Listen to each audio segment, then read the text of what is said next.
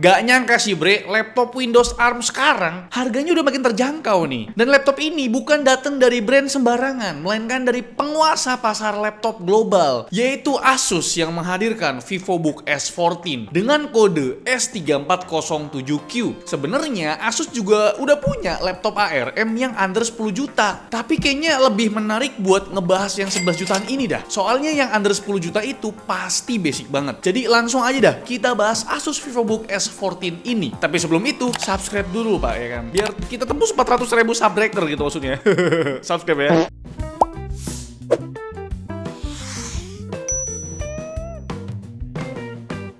Pertama, kita intip dulu ya dapur pacunya ini. Ini tuh masih sama, pakai prosesor yang sama dengan ZenBook A14, yaitu Snapdragon X polos, tanpa plus ataupun tanpa elite. Jadi Snapdragon X ini bisa dibilang line up paling basicnya dari Snapdragon X series dengan kode X1-26-100. Prosesor ini tuh punya 8 core dengan 8 thread bre, dengan clock speed up to 3 GHz. Clock speednya memang kelihatan kecil ya, tapi rata-rata calon user yang mau beli laptop ARM kan emang ngejar efisiensi daya dan stabilitas bre. Nanti kita tes lah ya buat ngebuktiin performanya tetap stabil antara kondisi colok charger dan juga tanpa dicolok charger. Tapi sebelum itu kita mau mention dulu ya spesifikasi lengkapnya dah. RAM-nya atau memorinya itu pakai tipe LPDDR5X, kapasitasnya 16 GB dengan speed yang super ngebut di 8448 MB transfer per second. Sedangkan buat storage-nya itu pakai M.2 NVMe SSD generasi keempat yang kapasitasnya tuh di 512 GB. Yang punya speed termasuk kenceng nih bre, up to 6000 MB per second. Tapi sayangnya non upgradable karena cuma ada satu slot di boardnya ini bre. Oke, langsung aja kita bahas performanya deh ya. Pertama kita tes performa prosesor pakai Cinebench R15. Baik di single core dan multi core score-nya nggak terpaut jauh antara kondisi dicolok charger ataupun tanpa dicolok charger gitu ya. Kalau mau dibandingin sama prosesor lain bre, ini performanya sedikit di bawah Core 7 150U dan juga Ryzen 5 5625U. Kita juga tes performa grafis iGPU Adreno X1-nya baik di pengujian dari X11 dan dari X12, gak ada perbedaan yang berarti ya antara dicolok charger dan tanpa di charger. Dan lagi-lagi, performa iGPU di sini mirip sama iGPU yang ada di prosesor Core 7 150U dan juga Ryzen 5 5625U. Terus buat performa NPU Qualcomm Hexagon yang up to 45 TOPS-nya, kita juga tes pakai AI Vision Benchmark di aplikasi Procyon bre. Lagi-lagi bedanya tuh tipis banget antara colok charger dan tanpa dicolok charger. Kalau mau dibandingin sama NPU dari Qualcomm juga, kita ada datanya ZenBook A14 yang sama-sama pakai Snapdragon X. Hasilnya NPU di VivoBook S14 ini punya angka yang lebih tinggi bre. Selain benchmark sintetis tadi, kita juga ada tes beberapa pengujian yang sifatnya lebih real. Mulai dari tes generate text pakai LM Studio. Kita pakai model DeepSeek lama yang 8 billion. Hasilnya kalau pakai charger itu bisa dapat 16 token per second. Sedangkan kalau tanpa charger turun 1 token aja performanya bre. Kalau buat urusan editing video gimana bang? Kita ngetes pakai aplikasi Premiere Pro 2025 yang udah berjalan secara native di laptop Windows berbasis ARM ini bre. Jadi buat penggunaan harian udah nggak ada bedanya sama Premiere Pro yang running di X86 gitu. Di sini kita tes buat ngedit konten 1080p aja ya. Buat preview di set full itu cukup berasa delaynya. Jadi ya lebih baik kita turunin previewnya ke setengah aja lah biar lancar. Dan buat kemampuan renderingnya juga masih kurang ya buat kelasan harganya bre. Render video 1080p berdurasi 1 menit butuh waktu 1 menit 11 detik kalau lagi colok charger dan 1 menit 13 detik kalau tanpa charger. Ini bener-bener performanya 1 banding 1 pak antara dicolok dan tidak dicolok charger. Ini tidak butuh charger ini pak untuk performa ngebut ya.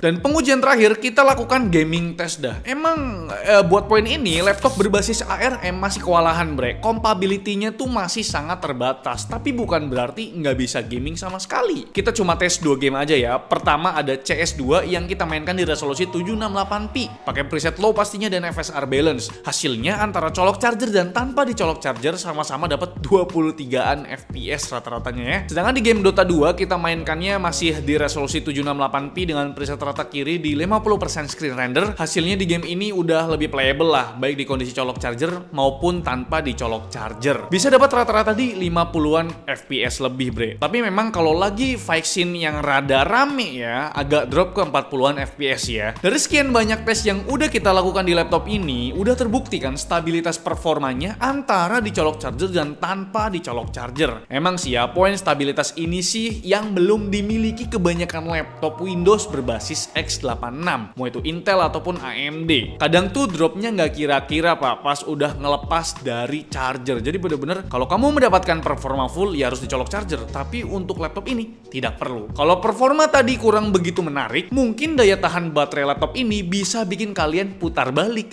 Anjas.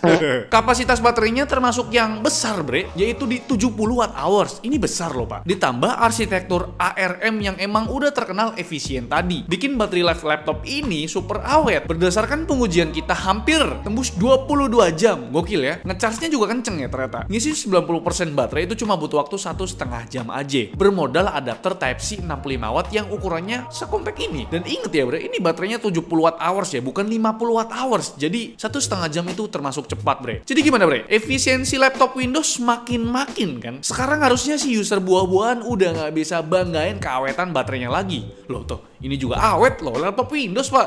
Nah sekarang kita bahas soal persuhuan duniawi. Sebelum itu kita intip dulu ya cooling sistemnya. Walau masih pakai kipas, tapi ini udah makin simple kalau dibandingkan laptop Windows berbasis x86. Di sini cuma bermodal satu buah heat pipe, satu buah kipas, dan satu buah heatsink buat exhaustnya. Tapi finishingnya agak ngeganjel nih bre. Kenapa nggak di coating hitam semua aja? Masa bagian heat spreadernya sama heat pipe-nya masih polosan warna tebaga begini? Sebenarnya sih nggak jadi masalah, karena kan itu kan dalemannya nggak kelihatan juga gitu. Tapi buat kita para reviewer tuh rasanya kayak gitu loh. Jadi suhunya gimana bang? Seadem buah-buahan nggak ya kira-kira? Kalau buat gambaran penggunaan sehari-hari, kita rekam suhu permukaannya pas lagi rendering video nih bre. Terlihat area touchpad-nya, palm rest-nya, dan keyboard sebelah kanan itu masih sangat adem di 30 derajat Celcius. Geser ke area tengah keyboard agak hangat di 35 derajat Celcius, dan titik hotspot-nya ada di sekitar tombol WASD yang bisa menyentuh 39 derajat Celcius. Angka segini mah ya masih adem pol ya buat kelasan laptop Windows bre. Oh iya, fan profile-nya kita set yang full speed loh. Nah, buat suhu terpanasnya gimana ya bang? Kita coba stress test pakai Cinebench R23, sayangnya di sensor HW Info nggak terlalu jelas sensor suhu prosesornya yang mana. Terus sensor TDP atau CPU package power-nya juga nggak ada bre. Di sini ada total 16 sensor suhu yang setelah kita hitung rata-ratanya cuma di 61 derajat Celcius dan suhu tertingginya di 71 derajat Celcius bre. Ini berarti sangat adem kalau dibandingkan prosesor dari AMD ataupun Intel yang biasanya kalau di stress test itu bisa tembus 90-an derajat Celcius. Kayaknya udah cukup lah ya ngebahas jeroan dan performanya. Sekarang kita bahas soal desain dari si VivoBook S14 ini bre. Tampilannya tuh lebih kalem bre kalau dibandingkan sama VivoBook generasi sebelumnya yang punya ciri khas berupa badge VivoBook di sisi punggungnya. Yang sekarang ini simple ya kan, cuma ada emboss VivoBook yang diukir tipis. Warnanya sendiri ada dua opsi bre. Ada yang warna hitam dan silver seperti unit kita kali ini. Buat dimensi dan bobotnya ya sosok aja lah ya, bukan yang tipis banget dan bukan yang ringan banget, tapi ini udah ringan lah. Ketebalannya tuh di 16 mm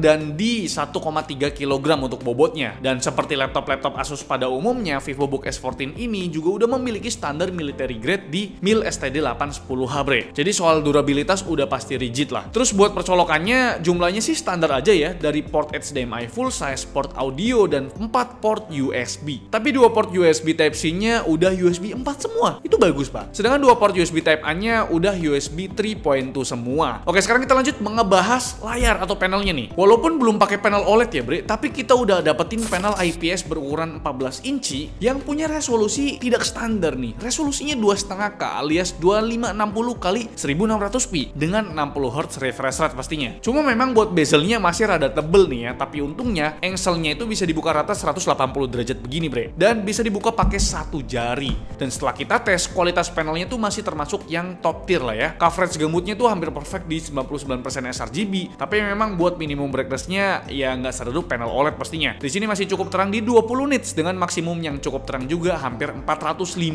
nits pak. Jadi buat penggunaan di ruangan dengan cahaya yang terang di outdoor, harusnya layar ini masih kelihatan jelas bre. Angka rasio kontrasnya melebihi standar panel IPS, sedangkan dari angka white point-nya bisa disimpulkan kalau layarnya itu sangat membiru. Dan langsung kelihatan di data color akurasi warna berikut nih. Dari 24 sampel warna, biru 1F-nya tuh over banget bre, sampai 6 delta E lebih. Sedangkan sampel warna lainnya udah cukup akurat di bawah 2 delta E. Oke, sekarang kita turun ke bagian keyboard ya. Layoutnya tuh compact tanpa dedicated power button. Tentu keyboard ini udah punya backlit dan buat feel typingnya lumayan enak ya, karena titik aktuasinya agak dalam dibandingkan keyboard laptop lain. Kalau buat touchpadnya gimana nih? Ukurannya luas ya dengan tipikal surface yang nggak begitu licin. Touchpadnya di sini mendukung smart gesture by Asus buat beberapa keperluan ya seperti set volume, set brightness, dan buat forward ataupun backward di video playback. Dan soal utilitasnya tentu udah punya aplikasi My Asus yang isiannya cukup padat ya, mulai dari menu monitoring, menu device setting, sistem diagnosis, sistem update, dan lain sebagainya. Terus ada banyak aplikasi yang terintegrasi dengan AI yang bisa dijalankan oleh NPU di Copilot Plus PC ini, bre. Mulai dari aplikasi Copilot sebagai personal assistant ya. Terus ada Co-Creator nih. Ini bagus ya. Di aplikasi Pen itu buat bantu explore kreativitas kita. Kita coret-coret nanti muncul tuh hasilnya. Terus ada live caption di browser buat nonton konten berbahasa asing, dan tentunya ada fitur Windows Studio Effect yang udah built-in di webcamnya. Sedangkan buat webcamnya tentu udah sangat proper dengan kemampuan merekam up to 80p 30 fps. Webcamnya ini dilengkapi privacy shutter dan bisa dipakai buat login biometrik via Windows Hello buat urusan security. Dan berikut untuk sampel webcamnya, bre. Dan ini dia, bre, untuk kualitas perekaman menggunakan webcamnya dari laptop VivoBook S14 yang mana punya resolusi 80p 30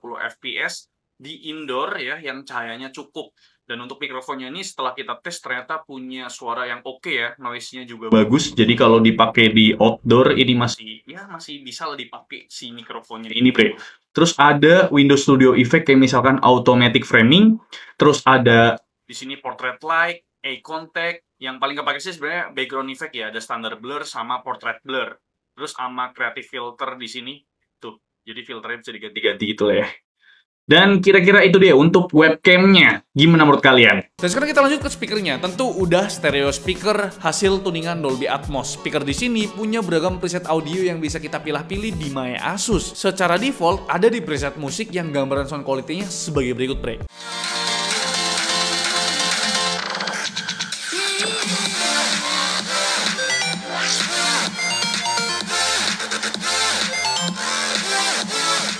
Hal lain yang mungkin belum kita mention mulai dari konektivitasnya, mengandalkan Wi-Fi 6E dan juga Bluetooth versi 5.3. Terus buat OS-nya udah pasti dapat Windows 11 Home dan teraktivasi pastinya. Dan dapat Office Home Student 2024 original, no bajak-bajakan klub ya kan. Dan terakhir buat after sales-nya, Asus ternyata udah upgrade garansi laptopnya ini, bre. Jadi 3 tahun garansi internasional dan ada tambahan Asus Perfect Warranty selama 1 tahun yang mencakup garansi EDP. Dan sekarang kita masuk ke kesimpulan. Dengan harga 11 jutaan, ini jadi laptop Asus yang cukup menarik karena pakai chipset ARM yang efisiensinya itu ngeri banget, pak. Tadi udah lihat sendiri ya, daya tahan baterainya berdasarkan pengujian kita hampir 1 hari 1 malam alias 24 jam. Terus soal stabilitas performanya juga udah kita buktikan, tidak ada drop sama sekali antara penggunaan dicolok charger dan tanpa dicolok charger. Untuk kompatibilitas softwarenya juga udah makin luas, tinggal nunggu improvement dan kemampuan gamingnya aja sih ya. Tapi gimana menurut kalian ya? Apakah ini saat yang tepat buat ambil laptop berbasis ARM mengingat umurnya udah hampir 2 tahun? Atau masih nunggu beberapa waktu lagi nih biar ya makin